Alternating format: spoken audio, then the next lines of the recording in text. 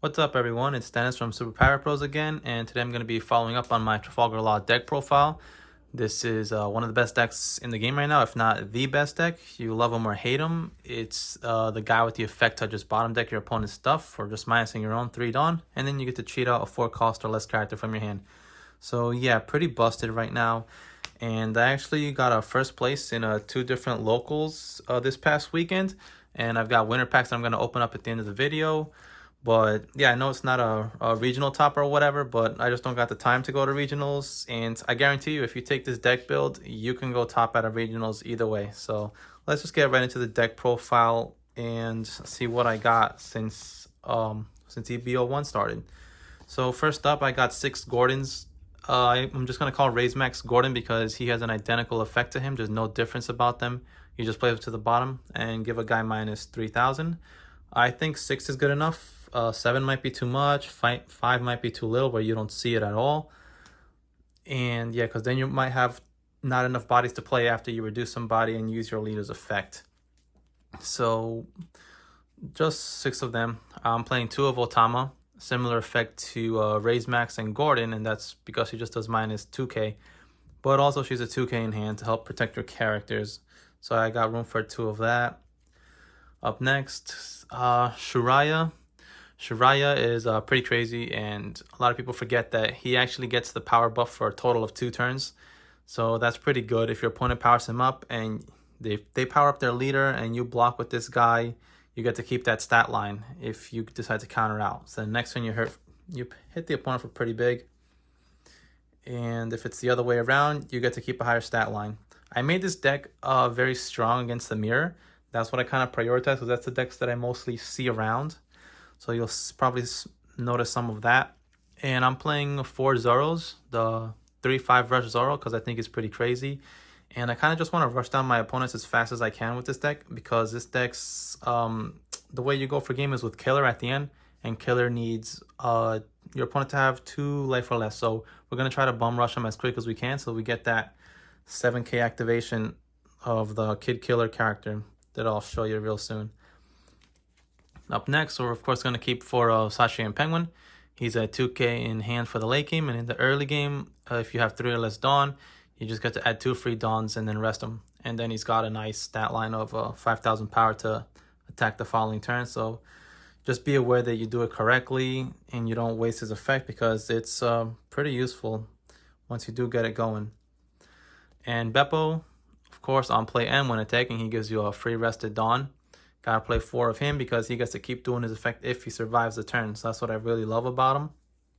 And again, just be aware that your opponent has to have more Dawn than you. So do not throw your guy out there for no effect and think that you might get it, because that could cost you a game if you end up making those errors. Up next, I've got the new one, Mr. 2, Bon Curry Bentham. This crazy card just gives you a free active Dawn on play, and then when attacking, you just copy any of your opponent's characters, and it gets that power to attack for the turn. So that's pretty good. And the fact that it gives you an active lets you play this thing out first, and then you get a free Dawn to attach to anybody else and just make an attack stronger or something, or even play Gordon or Raise Max if that's the play that you're going for. That's another thing you can do. Of course, ever so important in the deck is going to be the Vinsmoke Raiju. So on play, you need to have equal to or less in your opponent's Dawn, and then you need to have 5 or less cards in your hand to draw 2 cards. Very, very good advantage.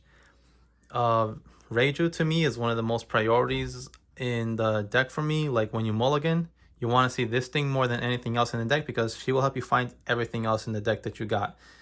And just be aware, of course, again, if you're in the mirror match, count the Dawns before you do it. You don't want to throw her out for no reason. And definitely count the cards in your hand when you play her that you have 5 or less, or else you won't get the draw 2.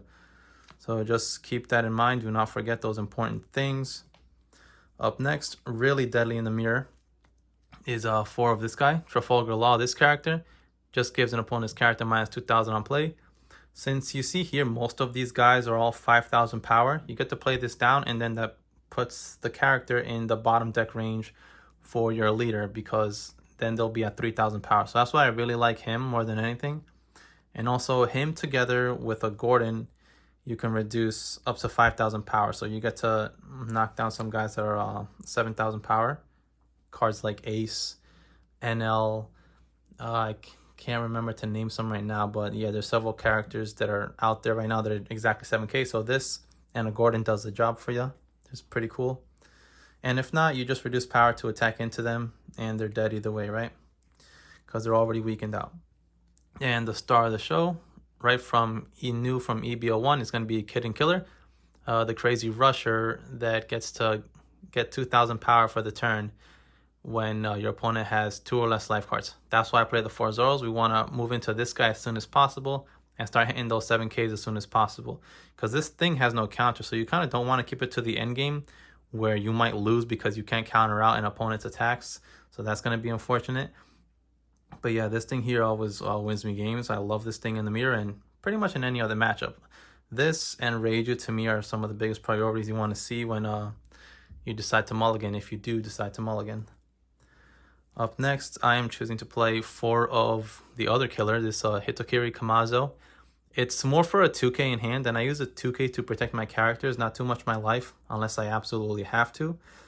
But I really like his on board effect, which is if a Dawn is returned, you get to KO an opponent's 2 cost or less character. This is pretty horrible in the matchup because there's not really anything that's 2 cost or less here, unless they're gonna foolishly leave a Gordon out on board for no reason, which they know not to do.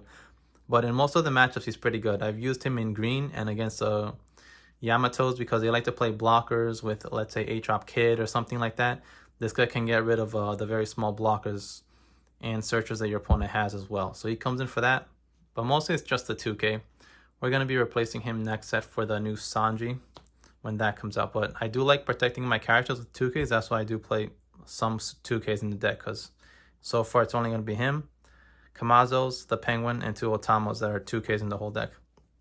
Next, I've got just 1 Trafalgar Law. This is from the ST10. Another blocker. On play, you get to -1 to trash 2 random cards of your opponent's hand if they have 7 more, which comes up quite often.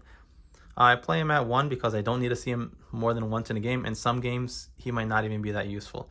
But either way, it's still a blocker, and then he has a nice power of 5,000, so you can't go wrong with that, even if you don't do his on-play effect. But when it's there, it's pretty good because you get to knock out your opponent's good cards that they're holding on for their later plays in the game, and then all of a sudden they have to veer off their route that they were going to go with.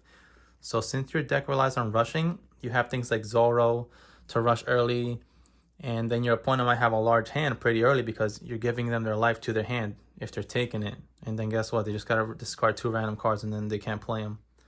So I love him for that. So just 1. This other star of the show, it's Eustace Captain Kid, the 5-drop that gives you Dawn back when you go -Dawn. So your leader's effect gives you an active when you do this. So I've got room for 4 of him. So when I mulligan, the things that I need to see the most are Reiju, Eustace Captain Kid, and Kid and Killer. Almost everything else, maybe Sachi and Penguin's another priority because it gives you free Dawn, but mainly I would say it's Reiju and Captain Kid that you want to see the most when you mulligan, if you decide to mulligan. And then last up, I've got room for 1 event. I've played Fire Fist. I really like this right now, and I'm going to take it out soon in the next set because this goes really well into Gecko Moria. A lot of people like to play Rebecca still. I don't know, I've just seen it so much that it's pretty good. It kills Rebecca for free, and then it reduces somebody else by -4,000. And then you get to bottom deck that character instead of wasting your leader's effect on an already 0 Rebecca. It's also good against other matchups. Even in the mirror, it can actually destroy Shiraya for free, which is pretty cool. I love doing that. And as well, just reduce other larger attack guys. So you have -4 with, let's say, a Gordon. You're looking at -7,000 power for a guy. So guys that are about like 10,000 power, 9,000 power, no, it's, 10,000 power, you'd be -4, -3. My math ain't mathing right now, but yeah, it's just an addition to reduce their power so you can get your leader's effect out that much easier. So that's my full deck profile here. Just a couple of things that you might want to add if you don't like something. I know a lot of people aren't a fan of Kamazo, but to me, it's just a 2K counter and other ratios. But anyways, you can choose to add something like Queen. I chose not to put Queen in my build because, like I said, my deck's focused more on the mirror, and this thing kind of sucks in the mirror. You do this, it does give you good hand advantage, but he is just a 6,000 power, meaning 1 Gordon knocks him out, because put them to 3, then you bottom deck them, and then your turn's wasted on just playing this guy instead of your Captain Kid. But this can easily go into the deck if you don't like Fire Fist or Kamazo. Not a big deal. You can choose it if you want. The other one that some people like to play is Tony Chopper. I've highly considered this guy. I just don't know where I want him in yet. But another blocker that when he attacks, minus 3,000 power to a guy. So pretty good. It's still a counter in the hand, and he's at 4,000 power. So he doesn't get bottom deck to the effect of Trafalgar Law that easily. But in the mirror, I've actually encountered this thing on board, and I did get to knock it out with Fire Fist, which I thought was funny because this just knocked him out for free, and then I got to save my leader's effect for something else. And just something to note. That's the full deck profile. Let me know what you guys think about this. I'm sure anyone can top anywhere they go with this deck. It's really powerful. Anyways, I'll just open up my winners packs now. I got one this past weekend. I'm hoping to get Shirahoshi. I want to put her into my Katakuri deck that I also have. Let's see what I get. Oh no. Damn, I got Choppa Papa Fukuro. Alright, not the best card, unfortunately. Next up, as long as I don't get him again, I think I'm a little happy. Let's see. All right, let's go. Just what I damn wanted. Let's go. Wow, what a really cool card. I'm happy I got this. All right, guys, that's the deck profile. Any thoughts in the comments? Peace out, guys.